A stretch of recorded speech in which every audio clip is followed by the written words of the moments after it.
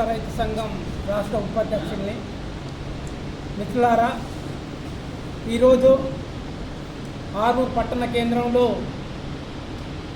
3 రైతు సంఘాల వ్యవసాయ కార్మిక సంఘాల ఆధ్వర్యంలో ఈ రౌండ్ టేబుల్ సమావేశం నిర్వహించడం జరుగుతుంది. ప్రధానంగా మే 13వ తారీఖు నాడు జరిగే ఎన్నికల్లో బీజేపీ పార్టీని ఓడించాలనే ఏకైక లక్ష్యంతో రైతు వ్యవసాయ కార్మిక సంఘాలు మరి వల్ల పిలుపునివ్వడం జరిగింది. అందులో భాగంగా నిజామాబాద్ జిల్లాలో ఈ 3 రైతు సంఘాల ఆధ్వర్యంలో నిజామాబాద్ పార్లమెంటుకు జరుగుతున్న ఎన్నికల్లో గత 5 సంవత్సరాల క్రితం ప్రజలను మోసం చేసి వంచించి బాండ్ పేపర్ రాసిచ్చిన అరవింద్ను ఓడించాలి.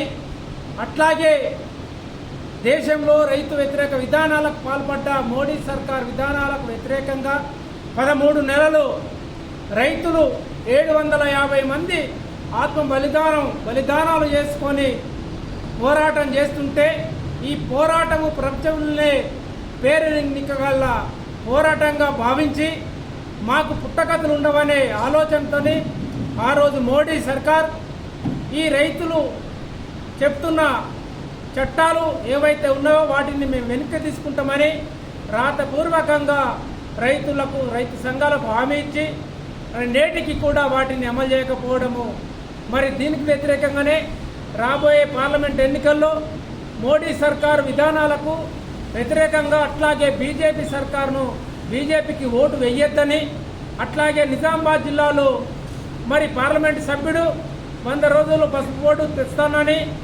అట్లాగే Bodhan sugar factory, Sarangpur sugar ఫ్యాక్టరీని వెంటనే తెరిపిస్తానని చెప్పి మోసం చేసిన అరవింద్ను ఓడగొట్టాలని ఈరోజు ఈ సంఘాలుగా పిలుపునిస్తున్నాం.